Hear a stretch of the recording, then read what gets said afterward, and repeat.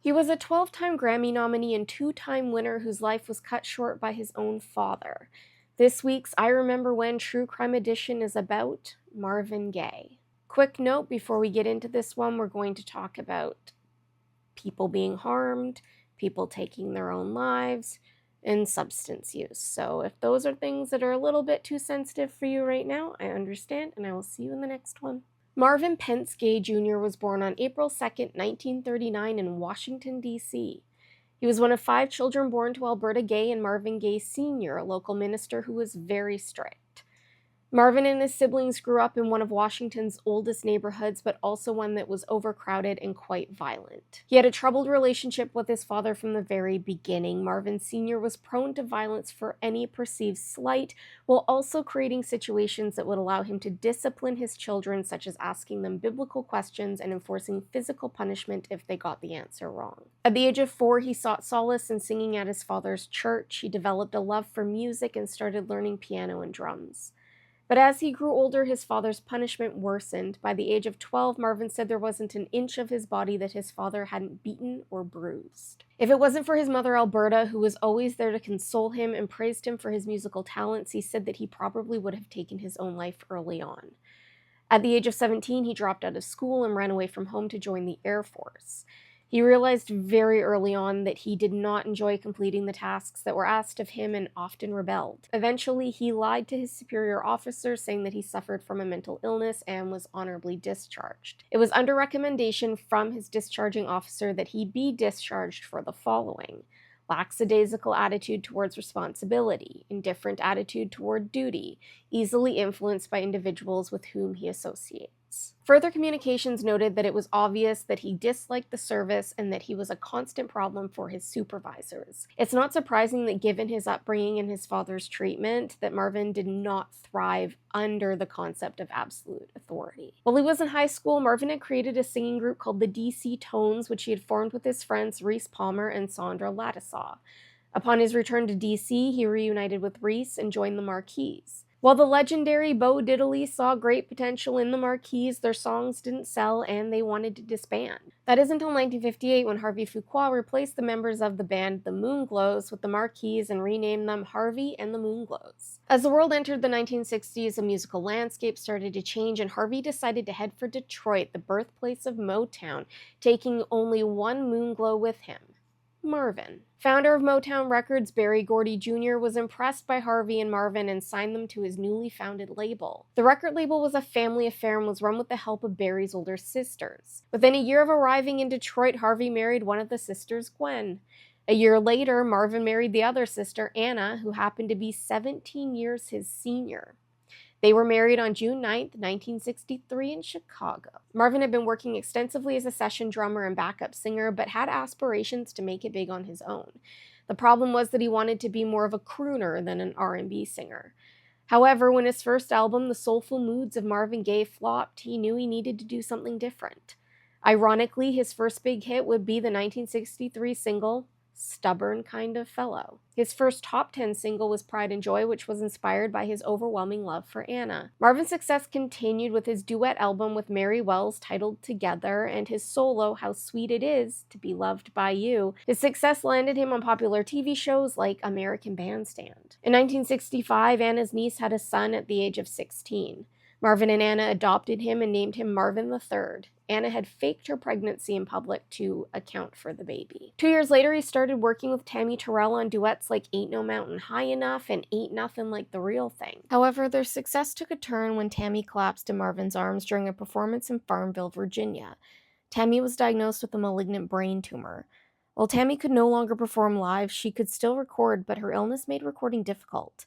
Marvin was devastated by her illness. While Marvin had fled his abusive father, he unfortunately found himself in an abusive home once again, this time at the hands of Anna, who was both physically and verbally abusive to Marvin. There were also rumors of infidelity, which would lead to Marvin's #1 hit in 1968, I Heard It Through the Grapevine. His career may have been on the up, but his personal life was devastated by the death of Tammy on March 16, 1970. She was only 24 years old. Marvin became reclusive and depressed after her death. After some time away in which he attempted to join the Detroit Lions, Marvin returned to the studio with a more politically charged song. What's Going On, which was inspired by an event witnessed by the Four Tops' Ronaldo Obi Benson when their tour bus rolled into Berkeley during an event that would later be known as Bloody Thursday. Obi witnessed acts of police brutality and violence against those attending the anti-war rally. The song was written by Al Cleveland, who based the lyrics on the issues that Obi had brought up to him. The Four Tops declined the song as they felt it was a song of protest, whereas Obi thought it was a song of understanding. He then offered it to Marvin, who tweaked the song and drew inspiration from his brother Frankie, who had fought in Vietnam. He'd wanted to make a whole protest record, but Barry told him not to be ridiculous, that he was taking things too far. He did end up making a What's Going On album that would be his first million copies sold. In 1971, he signed a $1 million deal with Motown, which would be around 7.8 American dollar bills today. 2 years later, he released a duet album with Diana Ross and the ever-iconic Let's Get It On album. I don't even want to know how many Fetal collaborations that album has been the soundtrack of. The title track became Marvin's second #1 single, and while again his professional life was thriving behind closed doors, he had filed for legal separation from Anna. While working on Let's Get It On, 34-year-old Marvin met 17-year-old Janice Hunter. Janice inspired If I Should Die Tonight, and during his 1974 tour, he performed the song Jan for her. Janice and Marvin had their first child, daughter Nona, in September of 1974 and son Frankie in November of 1975, the same month that Anna filed for divorce. Anna and Marvin battled it out in court for almost a year and a half before finalizing their divorce on May 4th, 1977. He married Janice that October in New Orleans, and he released the #1 hit, Gotta Give It Up, which was at the heart of the Blurred Lines lawsuit in 2013. Remember that? It was 11 years ago. Towards the end of 1978, he released the album Here My Dear, which had been inspired by his marriage to Anna. He had hoped that the income from that album would help him pay alimony, but it flopped. Around this time, he was also facing massive financial strain and pressure from the IRS. While he had always been a medicinal plant user, towards the end of the 60s, he started using snow. His drug dependency increased with his financial issues. His marriage to Janice hadn't been much better than his previous one to Anna. It was always plagued with domestic abuse, and Marvin's drug use had become a massive problem. Janice filed for separation in 1979. Marvin went on his European tour in 1980 and decided to stick around in London to avoid his back taxes, which were around the hefty sum of $4.5 million, or upwards of $16 million these days. A year later, Marvin moved to Belgium, where he got sober and prepared for his comeback. In 1982, Marvin signed with CBS Records after they negotiated his release from Motown. It was under Columbia's record label that he released Sexual Healing, which put him back at the top of the charts and won him his first 2 Grammy Awards. Despite his success, Marvin continued battling his demons and fell back into the depression and drug use that had followed him for the majority of his life. He headed out on the Sexual Healing Tour in April of 1983, which consisted of 51 dates, 6 of those being sold-out shows at Radio City Music Hall. What should have been an immensely successful tour did exactly the opposite. It threw Marvin into emotional turmoil. His drug use caused immense paranoia and was making him physically ill. After the tour finished, Marvin moved into the home he had purchased for his mother and father to help care for Alberta after her kidney surgery that August. Marvin Sr. had been away from the home for months, only returning that October after a business trip. Marvin's sisters, Jeanne and Ziola, had been living at the home, but ultimately left due to the mounting tensions between the two Marvins. Eventually, the tension got to the point where Marvin Sr. called the police and had Marvin Jr. removed from their home. Marvin returned wanting to make peace with his father, and that Christmas gave him a Smith & Wesson to help him protect himself from intruders. During this time, Marvin Jr.'s mental health was on a serious decline. He would hide in his room and spoke of nothing but death, his family claimed. Towards the end of March 1984, Marvin had attempted to take his own life by jumping out of a moving car. It was not the first time he had attempted to take his own life.